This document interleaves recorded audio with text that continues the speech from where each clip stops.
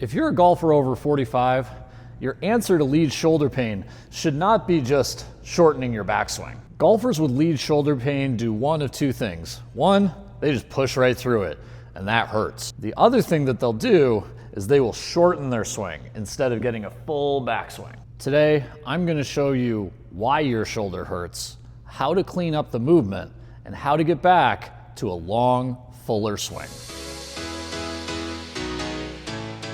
So I'm going to show you how, as a physical therapist, I assess somebody's shoulder turn to figure out if it's causing their pain. So the biggest thing that I see is that the shoulder is doing all the work of the turn, and they're not getting enough from the body. So I'm going to show you how it looks when you're not doing it correctly and then when you're doing it correctly. So first, I'm going to do a shoulder turn without moving my body.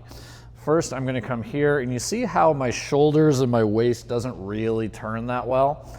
And to get my hands farther back, I have to really extend my shoulder to get it back there. It's not great. Now, I'm going to do the same position with my arms, but then I'm going to turn my body, and I'll show you the difference. You come through here, but now I'm turning my shoulders, right?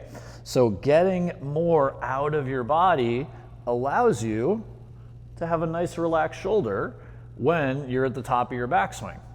If you don't turn your body, your shoulder has to do the turning for you. So a simple test that you can do at home to see if you're getting enough body turn is the whole body rotation test. I'll show you what that is. I'm going to turn around, I'm going to put my feet together, and I'm going to turn my body as far as I can, looking directly behind me. And I want to see that my shoulder gets a little bit behind my chest when I turn. If I go to here and I really have to turn my neck to look directly behind me, that's not enough body turn. You should also look at the other side to see if you get that nice open shoulder. You can do this in front of your mirror in the bathroom if you'd like, as opposed to this would be a failed test. You're not getting enough rotation.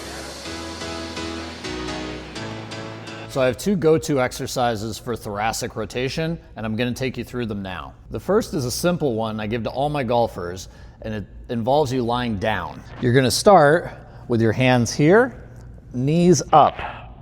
The knees up are very important, and even let your knee hang over just a little. Then you're going to have your hands together, and you're going to try and turn as far as you can, seeing if you can get the back of your shoulder blade to touch the ground. Now I'm going to show you how to incorporate that thoracic rotation stretch into your golf swing. But first, if you want my free mobility guide, 6 weeks of videos, sets, reps, everything you want, just check the link below or this QR code, and you'll be able to get it direct to your inbox. So when we go, we want to make sure that we feel that turn with the shoulders, okay? And that's the key here, is not just turning through your shoulder, but turning with your body. You want to be able to really get and see if you can get that. So what I tend to teach people to do, take the club out of your hand, put your hands like this, and let's just see if you can work on turning while your body's leaning over, okay? And see if we can just get that. Take the whole shoulder out of it. It should be better once you've done that stretch.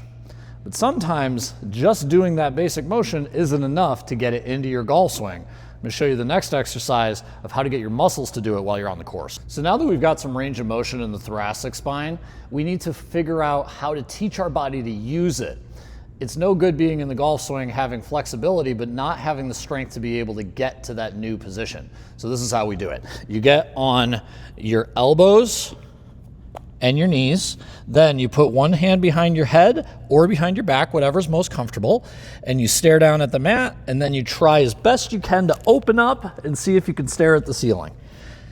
And you just repeat this motion, teaching your muscles how to use that new motion you just stretched into. And then you switch and do the other side. Usually about 30 reps on each side will do it. This exercise is something that I use to get my shoulder blades moving back efficiently. You're gonna lay on your stomach, and then you'll put one arm up just as a rest, and you put one arm on the ground, and you're just gonna lift up like that. Now the key here is your shoulder blade should move behind you. So you're just gonna come up like that, pinching the shoulder blade in the back, and repeat that about 30 times. All right, so let's tie it all together. 2 reasons that people shorten their backswing. Either pain or they don't have the physical ability. We just worked on the physical ability, now we gotta tie it into your swing. So what you're gonna do is you're gonna get your arms to a comfortable end position, right? You don't wanna get here, that's painful. You wanna get kind of mid-range. Then we're gonna break it down by components. You're gonna turn your hips, okay? And then you're gonna do all the exercises that we did where we focused back here, we focused on the turn. You're gonna come up to here, remember, nice loose shoulders here, and then we're gonna squeeze our shoulder blade in the back, really try and turn our thoracic spine to be able to get around. Just from here to here. And notice, my lead shoulder is kind of quiet, like I'm not jamming it up, I'm not doing this. And then we get that turn from contracting those back muscles and turning that thoracic spine.